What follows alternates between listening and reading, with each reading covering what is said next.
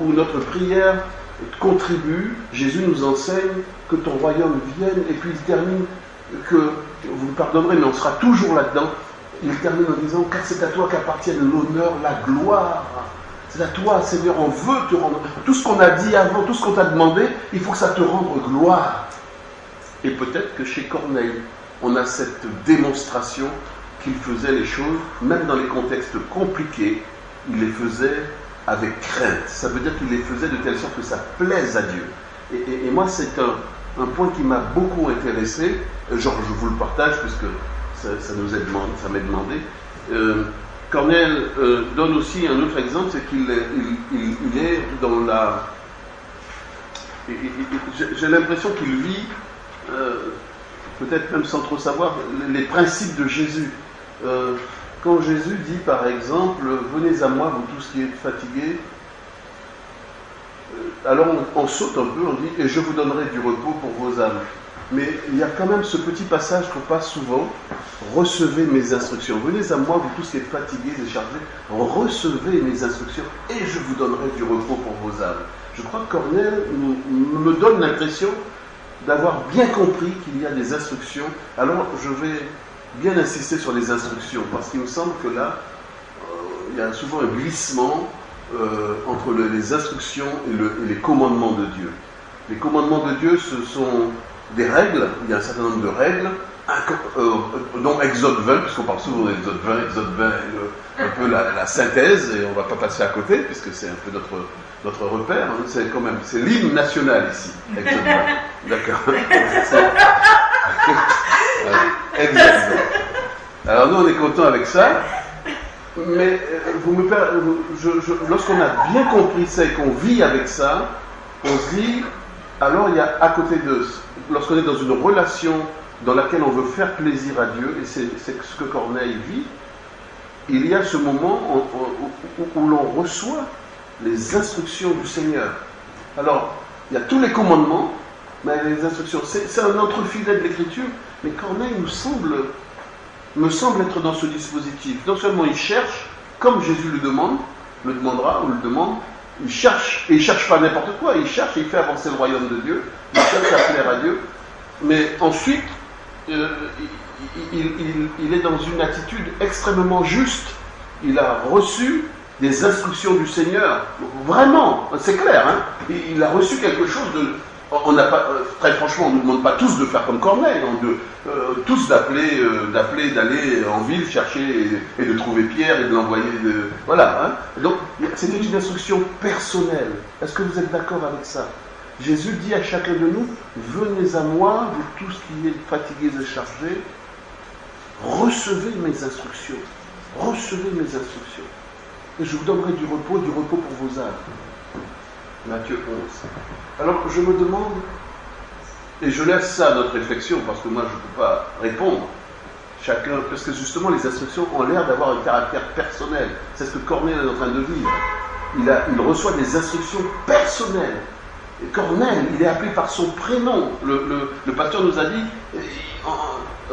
l'ange lui dit Corneille, tout simplement, et il répond, oui Seigneur, en pleine nuit. Voilà, c'est une relation personnelle. Je me demande qu'est-ce que ça dit à mon cœur, ça. Quelle relation personnelle j'ai moi-même. Et puis vous savez, souvent on bouscule la question. Est-ce que j'ai une relation personnelle qui me permette d'entendre les instructions? Pourquoi je dis ça? Parce qu'il y a quelquefois des confusions. Regardez ce jeune homme riche qui a reçu une instruction personnelle dans l'Église, dans l'Écriture, quand le Seigneur lui dit, toi, personnellement, va, vends tout ce que tu as et reviens. Alors si on venait à faire de ça un commandement, on dirait à tous ici, allez, qu'est-ce que vous avez dans vos frigos, dans vos maisons, allez tout vendre et suivez-moi. C'est juste aberrant. On est d'accord avec ça? Il y a une instruction personnelle pour Corneille, une instruction personnelle pour le jeune homme riche. Et j'aimerais me demander s'il n'y a pas une instruction personnelle quelque part dans le cœur de Dieu pour ceux qui le craignent. Et je fais là le lien entre craindre Dieu et recevoir des instructions personnelles. Si je crains Dieu, c'est-à-dire que je veux faire quelque chose, je suis dans l'action de lui plaire, alors je recevrai sûrement mes instructions personnelle. Si j'ai peur de Dieu, je suis tellement, j'aime bien le mot romain, frika, c'est en romain, c'est un mot que je trouve extrêmement, c'est un truc qui te bloque, qui te paralyse, tu ne peux rien faire. Si je suis dans la peur de Dieu, ben même mes oreilles sont fermées, mon âme est comprimée, je suis complètement sec, et je ne peux rien entendre de Dieu. Et je me demande combien ont peur de Dieu, et combien ont la crainte de Dieu. Et j'appuie, si je suis dans la crainte de Dieu, je suis dans l'action du plaisir, de la relation de plaisir que je veux faire à Dieu, je ne veux rien faire qui le déplaise, alors je suis dans une capacité de recevoir des instructions personnelles. J'ai déjà partagé qu'une fois, il m'a été donné, et l'église de travail est basée sur une instruction personnelle qu'un jour j'ai reçue du Seigneur de me lever, je vous ai déjà raconté, et d'aller faire des choses. Et j'ai fait ces choses, et l'église est née. Mais est-ce que Dieu demande à tout le monde d'aller dans un chemin, parler à un homme, de récupérer des clés? Non, je ne crois pas. Et là, on a tous besoin, et je crois qu'on a peut-être besoin d'entendre que nous avons aussi, comme Corneille, à être dans un état d'écoute, d'attente, d'amour, d'éveil intérieur, qui fasse qu'à un moment donné, les instructions personnelles surgissent dans notre cœur. J'insiste pas là-dessus parce que j'ai tellement entendu de témoignages ici par nos pasteurs sur la manière dont Dieu a dit, a fait, a convaincu et agi.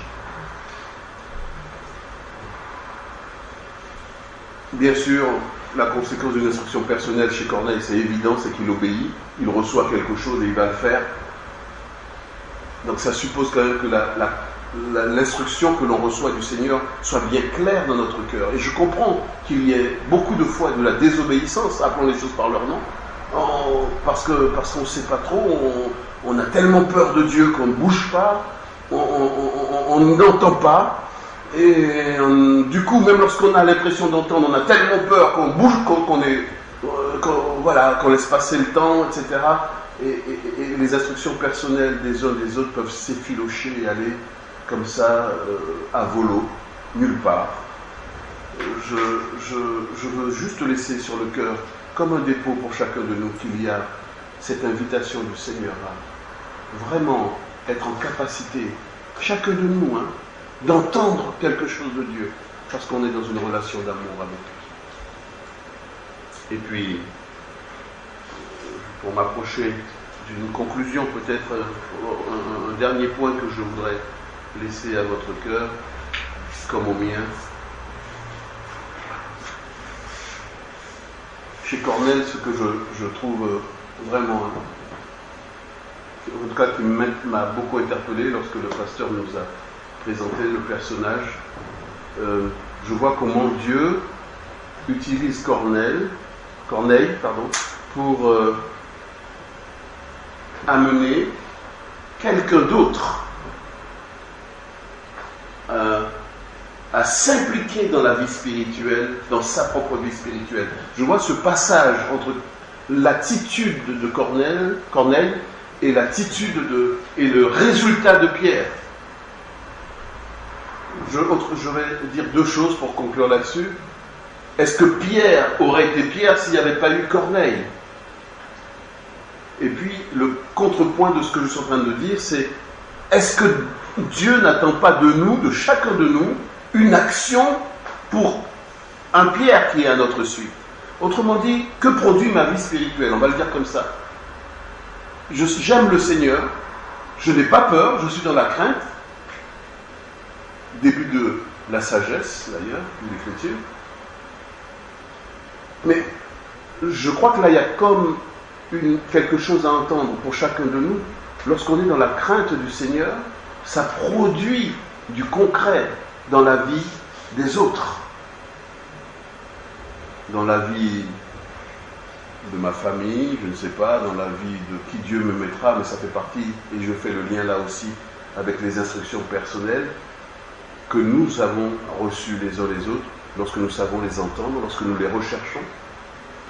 Je pense que là, Corneille nous donne l'exemple que de sa vie, qui va marquer la nôtre d'ailleurs, on peut déjà dire ça, parce que ce soir on est juste à la suite en train d'écouter ce qui s'est passé dans sa vie pour marquer la nôtre. J'aimerais simplement me demander, est-ce que ma propre vie a pu marquer quelqu'un? Alors on dit souvent, mettons, le mot est plus moderne, impacter, on peut dire impacter si vous voulez.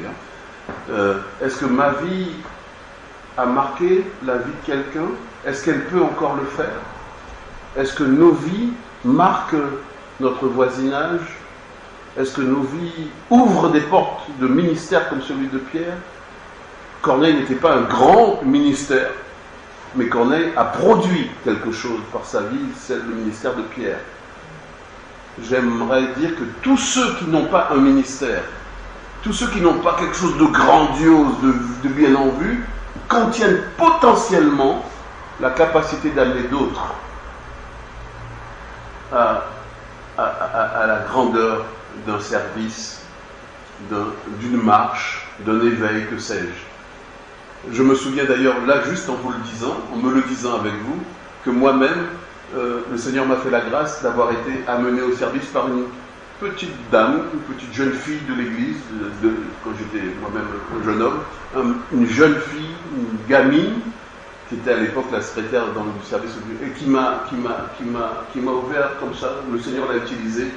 Elle est très amie aujourd'hui avec mon épouse. Elle est d'ailleurs, c'est curieux, elle est encore dans notre communauté à Draveil avec son mari, etc. Elle a vécu le grand miracle. Mais c'était juste quelqu'un, alors je vais le dire comme ça, quelqu'un de rien, que Dieu a utilisé pour travailler à l'obéissance d'un frère qui est devant vous, quelqu'un de rien. Laissez-moi vous dire, comme ça, et puis on terminera là, ne méprisons pas les petites choses. Frères et sœurs, j'aimerais que chacun de nous entende que derrière nous, il y a de grands services de Dieu. Ce n'est pas nous qui les faisons, mais Dieu cherche ceux qui le craignent. Et je vous demande de réfléchir à comment Dieu peut vous utiliser, nous, ce soir, ici, pour amener d'autres que nous ne soupçonnons pas au grand service que Dieu attend. Je peux dire ça sans choquer? Et ne tuons pas la poule, ne tuons pas les ministères qui sont à notre suite, ne tuons pas les sauvés qui sont à notre suite. Je sais que je peux choquer en le disant. Ne tuons pas, parce que nous n'aurons pas juste été éveillés dans une crainte positive, dans une crainte active. Ne tuons pas, ne prenons pas le risque de tuer ce qui peut être produit par notre modeste vie. Je vois que vous réfléchissez beaucoup. Eh bien, tant mieux. Que Dieu nous bénisse ensemble. Amen.